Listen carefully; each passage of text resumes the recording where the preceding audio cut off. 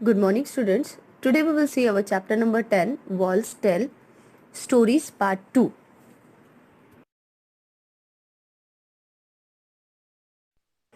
Why these attacks? यानी ये जो अटैक होते हैं मीन फाइट्स जो वार होते थे वो क्यों होते थे? So while we were all talking, Sridhar called us to see a big gun cannon. We ran up the steps. यानी जब वो लोग ऐसे ही बातें कर रहे थे तब श्रीधर ने हमें आवाज़ दिया, called us to see a big gun, यानी बिग गन देखने के लिए, जिसे कैनॉन बोलते हैं, बिग गन देखने के लिए हमें आवाज़ दिया तो हम जल्दी से स्टेप्स चढ़ने लगे. Shailaja, this must have been the sultan's big gun. Shailaja ने कहा कि ये शायद से ज़रूर सुल्तान की बड़ी गन होगी. दीदी said this was used by Aurangzeb. His full army came with their guns and cannons to attack, but they could not even enter the fort. For 8 months they camped outside the fort. तो दीदी ने कहा कि this was use by Aurangzeb, यानी ये औरंगजेब ने use किया हुआ था. ठीक है, उसकी पूरी आर्मी जो थी वो came with their guns and cannons, attack करने के लिए आई थी, लेकिन वो अटैक नहीं कर पाए, वो क्योंकि फोर्ट में एंटर ही नहीं कर पाए. तो वो करीब 8 मंथ्स फोर्ट के बाहर कैंप लगा के रहे थे. Shailaja, why would the army come here all the way from Delhi? यानी ये जो आर्मी आई थी वो क्यों आई थी यहाँ पे all the way from Delhi, यानी दिल्ली से ये आर्मी यहाँ पे क्यों आई थी? तो दीदी said in those days emperors and kings played such tricks. यानी उन दिनों में एम्पेरियर्स एंड किंग्स जो थे वो कुछ ट्रिक्स वो खेलते थे. They tried to make smaller kingdoms a part of their own kingdom. वो ट्राई करते थे कि एक मैं और छोटा अपना एक राज्य बनाऊँ, स्मॉल किंगडम्स बनाऊँ जो कि बड़े किंगडम का एक पार्ट होगा. This was done sometimes by friendship. ये कभी कभी फ्रेंडशिप के थ्रू भी बनता था. ठीक है, small kingdom. Sometimes by flattering, तो कभी झगड़ा करके या फाइट करके भी मिल जाता था. और even bye marriage between families, या फिर फैमिलीज के अंदर मैरिज अगर हो गया तो भी वो बनता था. And when nothing else worked they also attack them. और अगर इन चीज़ों से भी नहीं बनता है तो फिर वो अटैक करते थे. Kalyani said, "Why is it that Aurangzeb's army could not get into the fort? He had so many soldiers and big guns." यानी कल्याणी बोलती है कि औरंगजेब अपनी आर्मी को लेके फोर्ट में क्यों नहीं घुस पाया जबकि उसके पास बहुत सारे सैनिक और बड़े बड़े गन्स थे. Shailaja said, did not you see this strong thick walls? क्या तुमने ये स्ट्रॉन्ग थिक वॉल्स नहीं देखी? In the map there is a long deep ditch pit along the wall. और उसमें जो लॉन्ग डीप डिच है वो भी तुम्हें नहीं दिखे वॉल के अंदर. How could the army enter? तो इसमें से आर्मी एंटर कैसे हो सकती है? तो Shridhar said, if the army tried to come from a different side then the soldiers in the bastions would have seen it from a distance. No wonder it was difficult to attack the fort. यानी जब army ने, श्रीधर कहता है कि अगर उसकी औरंगजेब के और आर्मी ने अगर ट्राई भी किया होगा दूसरे साइड से चढ़ने के लिए तो भी ये जो सोल्जर्स है ये किल फोर्ट के, वो बैस्टन से देख लेते थे, बहुत काफ़ी दूर तक के देख लेते थे कि अटैक होने वाला है. ठीक है, या फिर एनिमीज आ रहा है. तो बिल्कुल इसमें सोचने की और वंडर करने की बात ही नहीं है कि ये फोर्ट पे अटैक करना डिफ़िकल्ट क्यों है करके. ठीक है, ये ऑब्वियस डिफ़िकल्टी होगा. तो Kalyani said, imagine the army is coming on horses and elephants with all their guns. Here the sultan's army stands fully prepared. Kalyani बोलती है कि इमेजिन करो कि आर्मी आ रही है हॉर्सेस पे या एलिफेंट्स पे बैठ के उनके गन के साथ. तो here the sultan's army stands fully prepared. तो ऑब्वियसली ये पता चल जाता था, बेस्टन से वो सोल्जर्स देख लेते थे सुल्तान के. तो सुल्तान की आर्मी तो ऑब्वियसली फुल्ली प्रिपेयर्ड ही होगी, रेडी होगी अटैक करने के लिए. तो Selja said, "Oh no, how many people and soldiers on both the sides must have been killed in all this fighting. Why do people attack and have wars?" Selja बोलती है, ओह she, कितना बुरा है कि how many people and soldiers जो है दोनों side के, सुल्तान के या फिर औरंगजेब के, कितने सारे ये बेचारे मर जाते होंगे, है ना, ये फाइटिंग में. तो ये लोग फाइटिंग या अटैक क्यों करते हैं? Sridhar said, guns and cannons are things of the past now. यानी ये जो गन्स और कैनॉन्स जो थी वो तो पास्ट की चीज़ें थी, ठीक है. This days many countries have nuclear bombs. अभी इन दिनों में तो बहुत सारे कंट्रीज के पास न्यूक्लियर बॉम्ब्स है जिससे वो अटैक करते हैं. A single bomb can cause so much destruction. एक अगर सिंगल न्यूक्लियर बॉम्ब अगर छोड़ दिया जाए तो कितना सारा डिस्ट्रक्शन हो सकता है, नुकसान हो सकता है. Now here some questions are here discussed. Number one, have you recently read or heard about any country attacking or going to war with another country? क्या रिसेंटली आपने कभी सुना या पढ़ा कि किसी कंट्री ने किसी दूसरी कंट्री पे वॉर किया हुआ है? तो yes, recently I heard about India attacking the Pakistan. Yes, recently अभी मैंने ये सुना कि इंडिया ने पाकिस्तान पे अटैक किया है, ठीक है. Then question number 2, find out what was the reason for this war. यानी ये वॉर करने का रीज़न क्या होगा, क्या हो सकता है? तो answer is, reason for this war was terror attacks on Indian army man, ठीक है. तो इसका रीज़न ये हो सकता है कि टेरर मीन इसका रीज़न ये है कि terror attack, Indian army man पे टेरर अटैक हुआ था, है ना, इसलिए वॉर हुआ था. Then question number 3, what kind of weapons were use in this war. और ये वॉर में कौन से काइंड के वेपन्स यूज़ किए गए? Answer is, fighter planes, tanks, missiles etcetera were use in this war, ठीक है. Then last question, what kind of destruction was caused because of this. यानी इस वॉर से क्या क्या डिस्ट्रक्शन हुए? तो answer is, many soldiers loss their lives in this attack. यानी बहुत सारे सोल्जर्स जो थे वो इसमें मर गए. Find out, the big gun that Shridhar saw was made of bronze. यानी वो जो श्रीधर ने बहुत बड़ी सी गन जो देखी थी वो ब्रॉन्ज से बनी थी. तो उसके ऊपर कुछ क्वेश्चन पूछे हैं. Have you seen anything made of bronze, what. यानी क्या आपने कभी ब्रॉन्ज से बनी हुई चीज़ देखी है, और देखी है तो वो कौन सी? तो tribal people have been using bronze to make many things. ये जो ट्राइबल लोग थे वो ब्रॉन्ज से बहुत सारी चीज़ें बनाते थे सिंस थाउजेंड्स ऑफ ईयर्स. बहुत हज़ार सालों पहले की बात है. One wonders how they took out copper and tin from the deep mines, melted these metals and turned them into beautiful things. उसके बाद one wonders how they took out copper.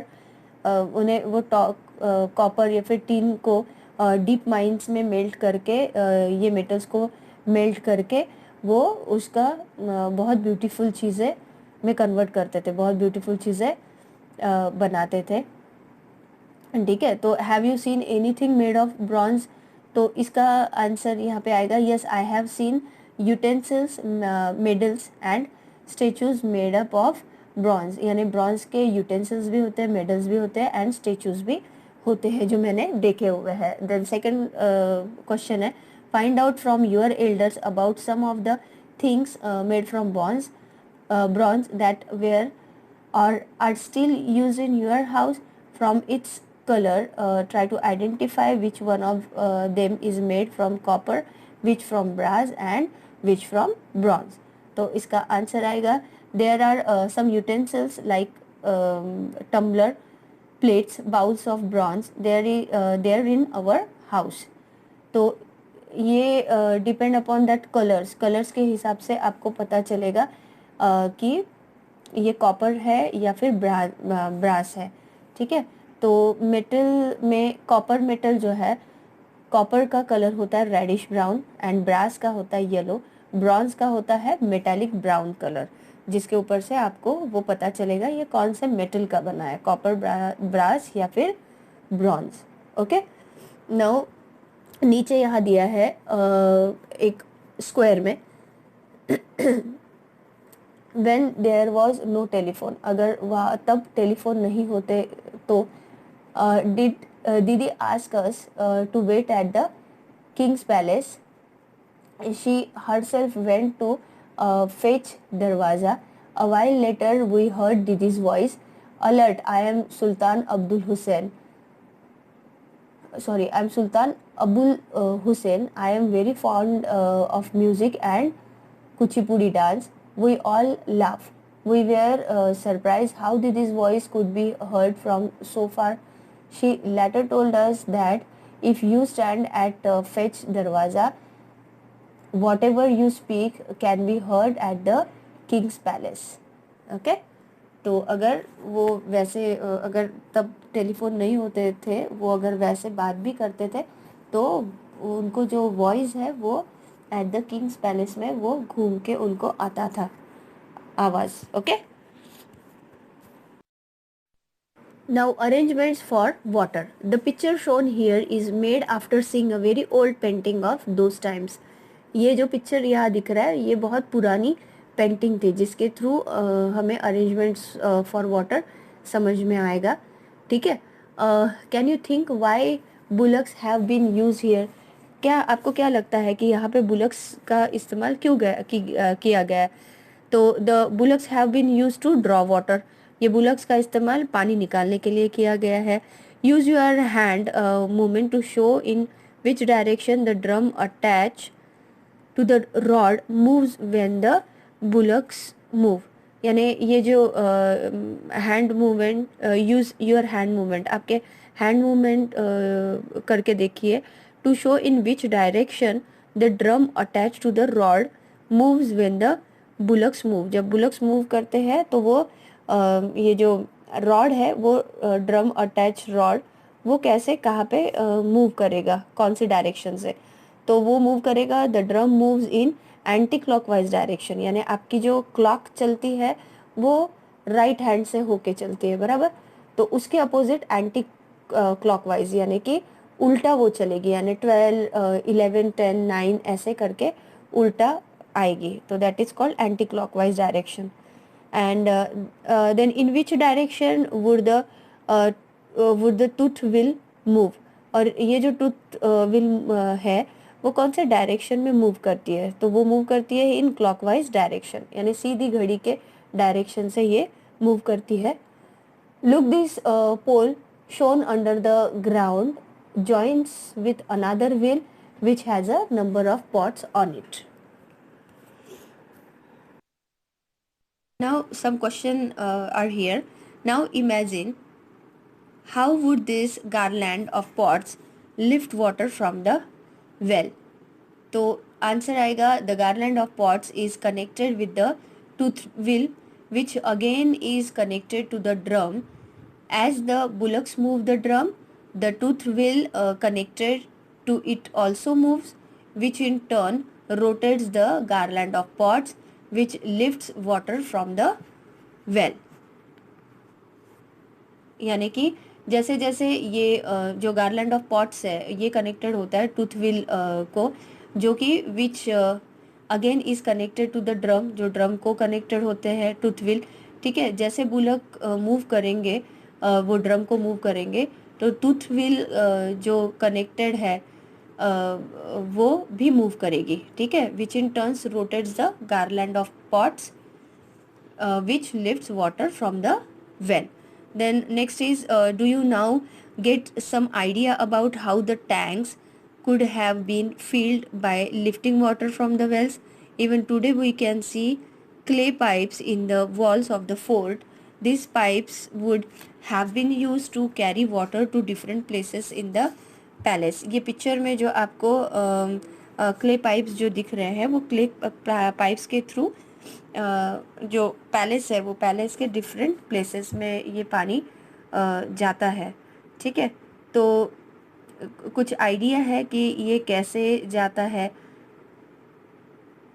तो यहाँ पे आंसर है yes, the tanks could have been filled up by lifting water from the wells using bullocks, यानी bullocks के use करने पे जो वाटर लिफ्ट होके जो वॉल्स फ्रॉम द वेल्स में से बुलक के हेल्प से जो वाटर को लिफ्ट करते हैं, उसके थ्रू ये टैंक जो है वो फिल की जाती है, ठीक है, भरी जाती है पानी से. Then next question is, where else have you seen such wheels attached to each other? For example, in the gear of a cycle or somewhere else. तो आंसर आएगा I have seen such wheels attached to each other in clock. Clock में भी ये wheels जो है वो एक दूसरे से अटैच रहते हैं और दोनों साथ में ही फिर मूव होते हैं. एंड सेविंग मशीन में भी होता है एंड जनरेटर्स में भी सेम ऐसे ही व्हील्स होते हैं. Okay, the next is look around and find out how water is pump up from the ground to higher places. यानी आप जस्ट लुक अराउंड और ढूंढिए कि ये जो वाटर है ये कैसे ऊपर हायर प्लेस पे पहुंचता है ग्राउंड में से. तो आंसर आएगा electric water pumps are use to lift water to the higher places. यानी इसके लिए हायर प्लेसेस पे ये पानी पहुंचने के लिए इलेक्ट्रिक वाटर पम्प्स का इस्तेमाल होता है. Then last question is how is water pump up using electricity. यानी ये इलेक्ट्रिसिटी यूज़ करके वाटर कैसे ऊपर चढ़ाया जाता है. How is water lifted without electricity. And बिना इलेक्ट्रिसिटी के ये पानी कैसे लिफ्ट होगा. तो आंसर आएगा water is pumped using electric water pump which has a motor to suck the underground water and lift it to the higher places. In the absence of electricity, water can be lifted using hand pumps, bucket tied with rope, windmill or bullocks. Okay. The next topic is what a sad sight. यानी कितनी बुरी site. Let's see अब इसमें sad क्या है. Talking, whistling and listening to our own echo, we were walking through this मेहरब यानी art. ये जो टॉकिंग, विस्लिंग या फिर लिसनिंग है ये अपना आवर ओन इको साउंड हमें सुनाई देता है. ठीक है, ये ऐसे जगह पे जाओ, आप जो भी बोलोगे या विसल करोगे आपको वो फिर से सुनाई देता है.